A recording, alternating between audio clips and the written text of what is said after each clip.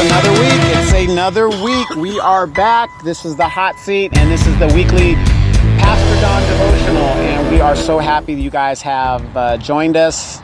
We have officially 1 week to go until the election, and Pastor Don is here to bless us with another daily devotion, something to think about. And I'm just going to leave this before I pass this over to Pastor Don. Please, people, pray before you vote if you haven't done so already. There's a lot of stuff that you need to know about, and you want to make sure you get the right candidate that has your interests and your situation at stake. It doesn't make sense to vote for somebody just because they're a female. You know, is that female going to do something for you? I mean, that's the whole point of it. You don't vote for people just because they look good. You know what I mean? So, but it's another week. Thank you, Pastor Don, for joining us. You had your big thing this weekend. We're going to get into that after we hear your devotional, but it's your show, so take it away. Well, again, thank you, Donovan, and good morning to everybody. Thanks so much again, Donovan, for producing this weekly podcast devotional. I recognize the fact that this would never get on the internet without your help. So again, I truly appreciate you. You know, I want to start today, this devotional, with a story. You know, there was a young man, his name was Jonas, and he was a huge Kobe Bryant fan. Now, Jonas, he lived in LA, and he would watch or listen to every Laker game that he could. Well, one time, there's a day that the Lakers were on a homestand, and Kobe Bryant, as well as a couple other Laker players, decided in advance to stop by Jonas's school for an hour to say a speech about the dangers of school bullying. Now, this announcement of Kobe coming to this school was publicized about a month earlier, and all the kids were excited. But to be honest, no one was more excited than Jonas. He was counting down the weeks, then the days, until that exact day when Kobe would be at his school. He couldn't wait in his anticipation. Well, there's one thing I forgot to mention, and that was when Jonas was a small child, he was inflicted with a rare disease that caused his immune system to break down. It was required for him to get shots at least 3 times a month on specific days, or it would affect him terribly physically.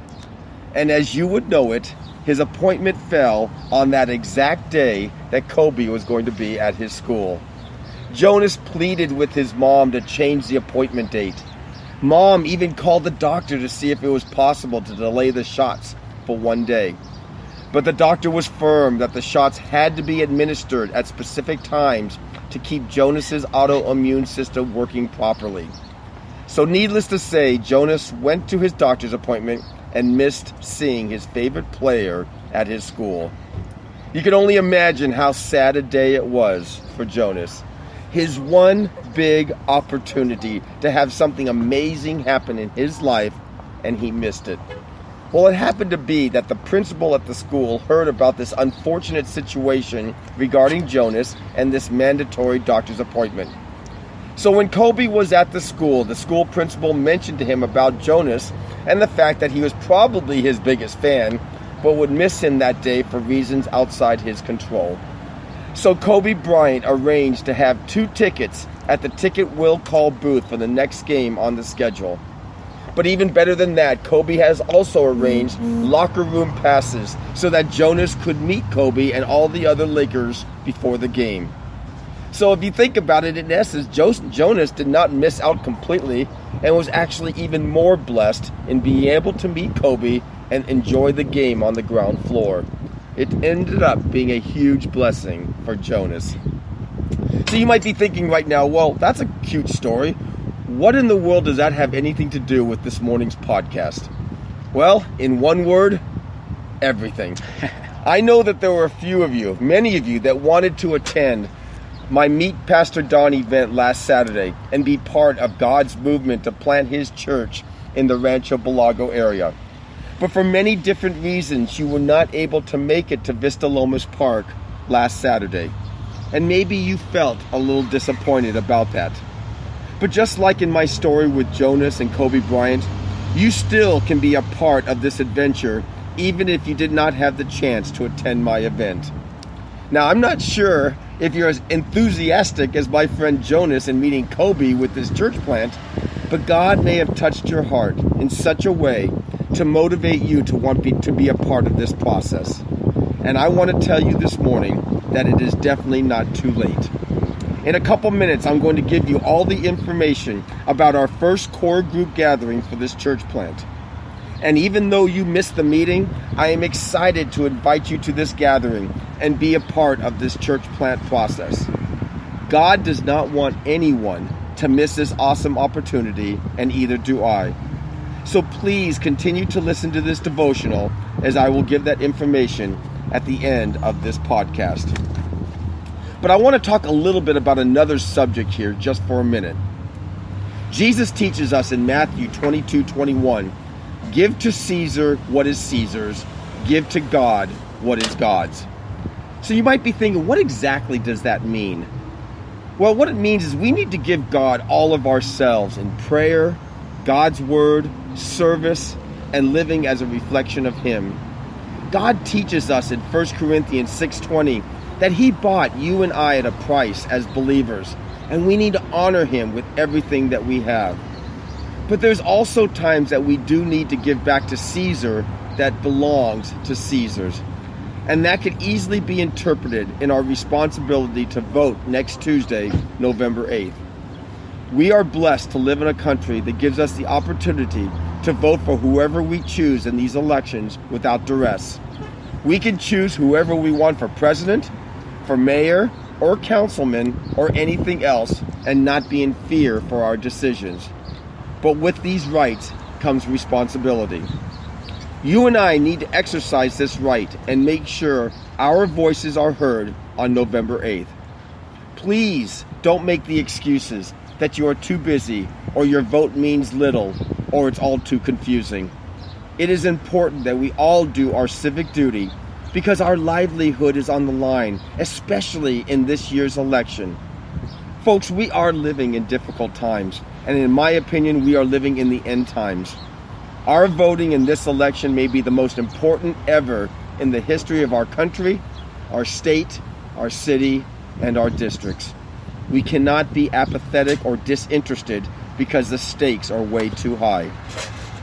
Now, it is not my job to tell you who to vote for, and I bet you probably wouldn't care what I think anyways. But here is what I do want to tell you. I'm going to reiterate a little bit about what Donovan mentioned at the beginning of this podcast. Before you vote, please pray. Pray that the individuals that you vote for truly have the best interest for you and your family at heart. Please pray that the people you vote for have the character, integrity, and godly values as you do, that those individuals will protect you and fight for your family. Please pray that the people you vote for actually want to work for you and your family and not just talk about it during election time. And please pray that any amendments that you vote for or against will follow God's word in its intent and execution. In other words, folks, please allow God to lead you in this process. Allow His light to shine on your ballot as you make the choices from His point of view. And then the results is totally up to God. I would appreciate it if you would please do two things for me. Number one, no matter what, go out and vote. And number two, let God lead you in your decisions. So let me get back to the first core group. Let me give you some information for our first core group meeting of our Reflections Moreno Valley Church plant. We will be meeting on Monday, November the 14th at Renewal Christian Fellowship in Moreno Valley. The address is 14093 Business Center Drive, which is right off Ellsworth Street between Alessandro and Cactus. It is literally on the same street as the animal shelter off of Ellsworth. We will be discussing the vision and the purpose of this church, plus the necessities needed for a church plant.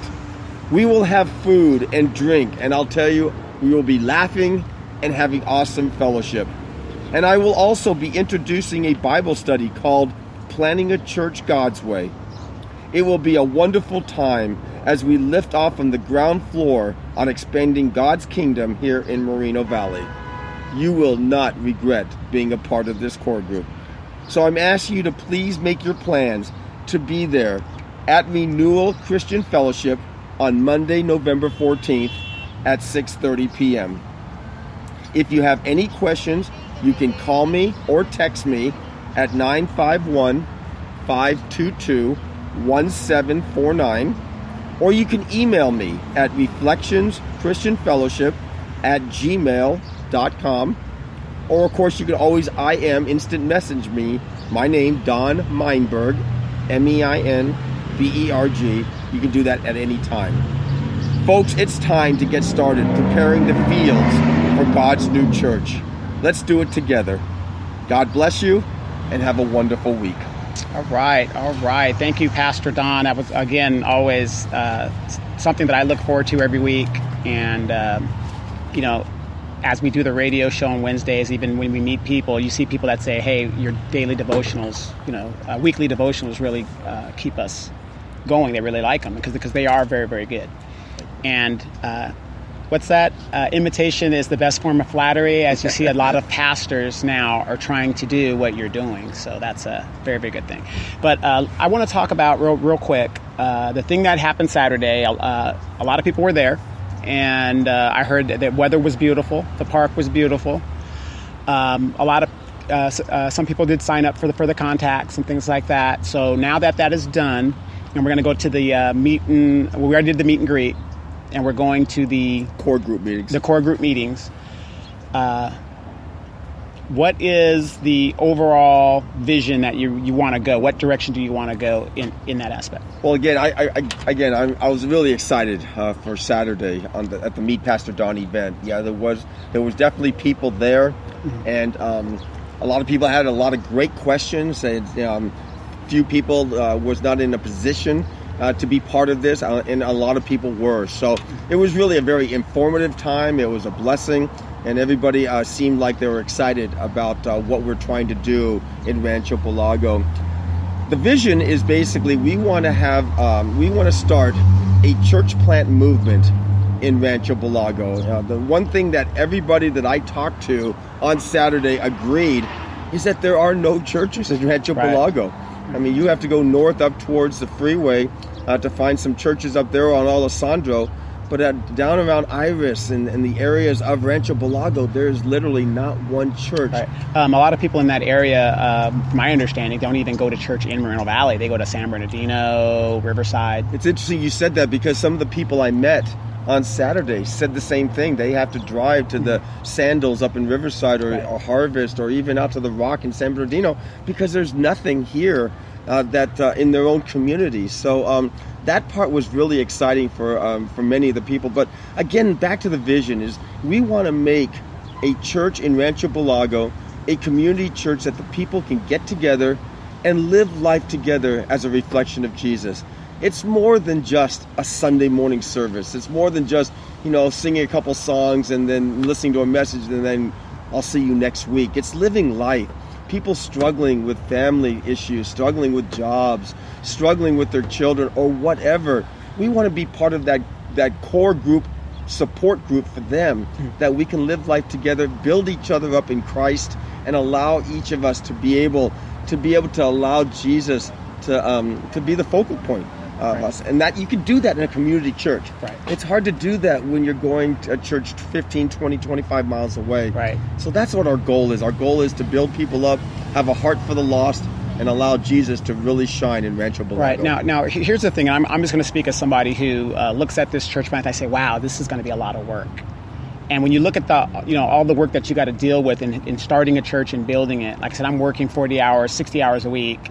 I don't have time to spend with my kids and stuff like that. I mean, and a lot of people had asked that. Well, how much time would I have to put into this church build? Or, it's the way I look at it is anything that's worth doing is you're going to sacrifice. It's going to be tough, but the end result is when that thing is done and where it's supposed to be, then you look back and you say, wow, man, I can't believe we did all this after all of that. But a lot of people that I've talked to when at the event, or people that contacted me, were saying like, I'd like to get involved, but I'm just so busy. What can you say to make them think about, getting involved? Well, it's true what you said. Anything worthwhile is going to take work.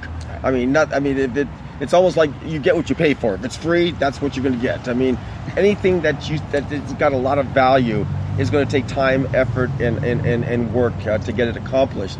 But the way we're structuring this, Donovan, we're not structuring it that we are doing it in a way that is not going to maximize your time. I'm actually wanting more of understanding how you and your experience, some of the people your networking, things that you can bring to the table that can be related to a church plant. It's not as much the work. It's more the idea of planning together a church. And that's mostly, thinking about brainstorming ideas, coming up with plans, and then getting a few of us executing some of those plans. I told some people, because a lot of people ask me, gosh, I'm already going to a church. How can I be part of your church plant? And I said, it's really, really simple. We're not meeting on Sunday mornings. You still can go to your church and enjoy your worship. But what you're doing is you're starting something brand new for God. It's almost like a ministry outside your church, but it's actually building God's kingdom. So can you do both? Absolutely. Right. And you may decide at the end of when the church is starting that you want to go back to your other church. That's awesome, as long as you're getting fed. But then a lot of you may decide, no, I want to be part of this foundation. I want to watch it grow, see it grow. And I'm telling you, yes, it's work. I'm not going to lie about that. But the work is so fulfilling. Right. We're going to laugh. We're going to cry. Yeah. We're going to think. We're going to brainstorm. And we're going to do this God's way. We're going to do a lot of praying. And I'm telling you, I have done this before in Paris, and there's not one person who was part of that church plant core group that has said, boy, this was a waste of time, or boy, this was too much. They were all fulfilled, and they all thought it was one of the best experiences they've had. So basically, one way or the other, we're moving forward with this on faith. God's going to do all that. Absolutely. That's funny. As a businessman, you need faith in everything, but as a businessman, you can kind of create your own success. Right. You work hard, you do things right, you create your own success. When it comes to a church plant, you can do everything perfect, and God can still close the door on it. But yes, it's all faith, Donovan. I'll tell you, and it's a praying and allowing God to open the doors and allow God to lead. It's completely faith-based. But you know what? I know by visiting with a lot of the folks in here in Moreno Valley, I see that they want this. We have a need. See that they have an excitement for it. Yes, there's a little apprehension, and I don't blame them. I would be too. But once you're involved, and once you see the fruits, it'll be one of your best experiences. Right, absolutely.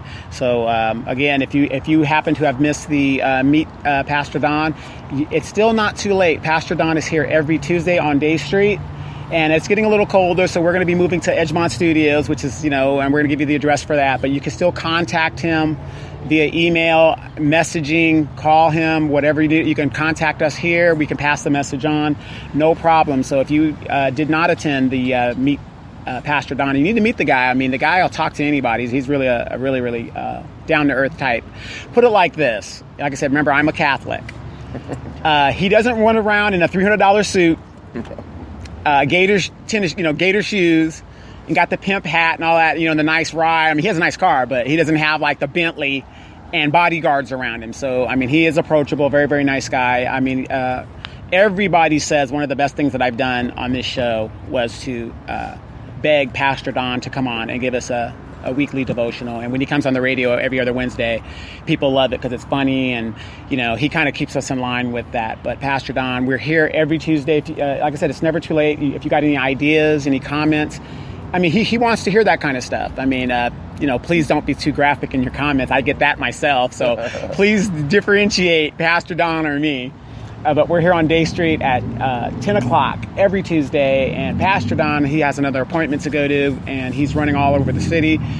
Great event Saturday. We're going to move forward regardless of that. And I think it's even going to get bigger now that the election is coming to a close.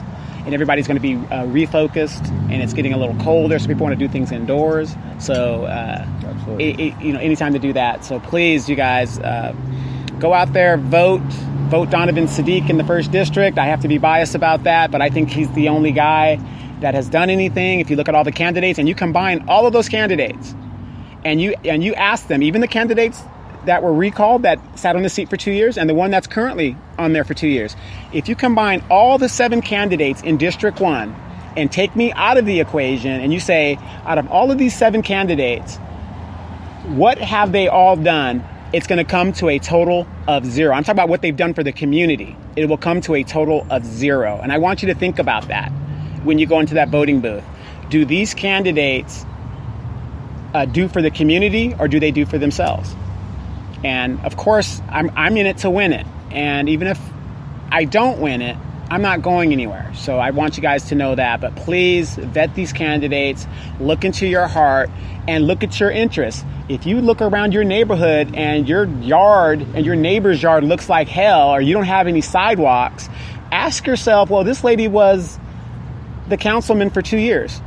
What has she done in 2 years? What did the recalled council person do in 2 years? These are the kind of questions you got to ask yourself. Who is getting stuff done and why?